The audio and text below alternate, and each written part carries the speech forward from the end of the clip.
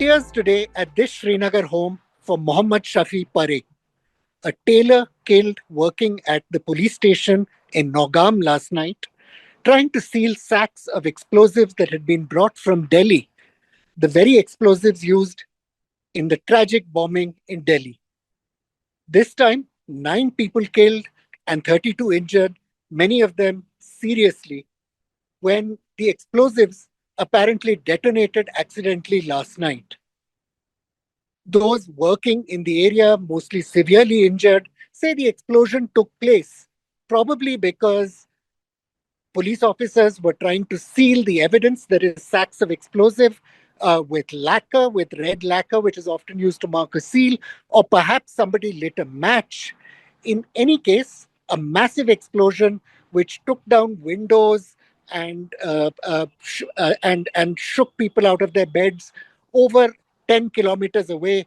No glass windows in more than 100 meters around the police station, which has been completely sealed off. Ironically, the bombing yesterday at the police station took place just around the corner from the Ali Masjid, the very place where the cleric Irfan Ahmad Wage is alleged to have plotted with the doctors on the finer details of the plot, firstly indoctrinating them, discussing various theological issues with them, and finally convincing them to join in the bomb plot. Wage's room where these discussions took place, as you can see, is locked by the police. Local residents say that he lived there from Monday to Friday, going to his home in Shopia every Saturday and Sunday.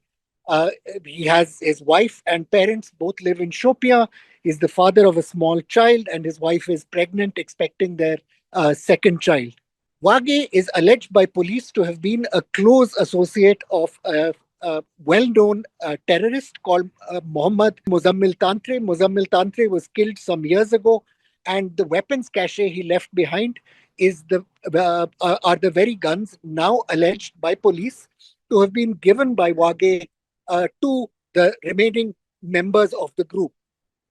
Uh, Judging by the sheer quantities of explosives recovered from the site, this would have been one of the largest terrorist bombings any Indian city has ever seen.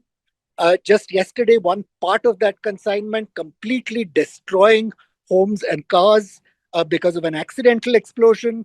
Uh, we still don't know for certain why these sacks of explosive were in fact brought all the way to Srinagar.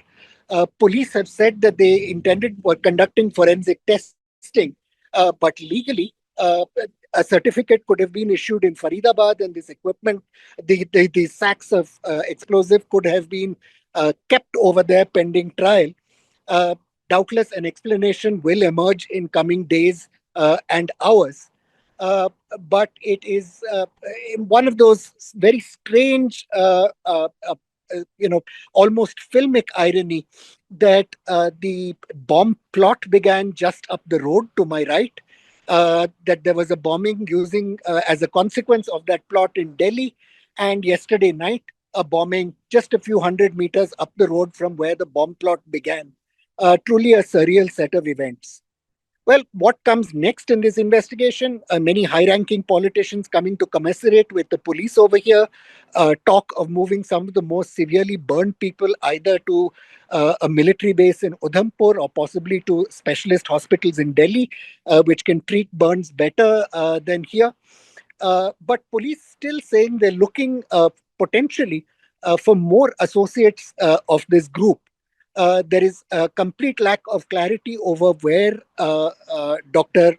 Umar Nabi, who killed himself either deliberately or by accident in Delhi last week, where Dr. Umar Nabi spent the several days between police beginning to search for him and arresting some of his associates and the eventual explosion.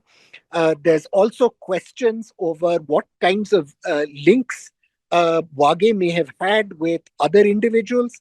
Uh, Finally, the question of one of the doctors having shifted to Afghanistan just in September, just a few weeks before the bombing.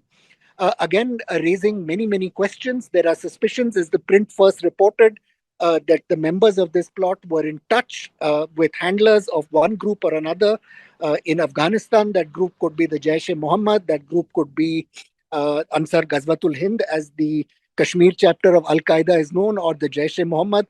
All these questions still to be resolved.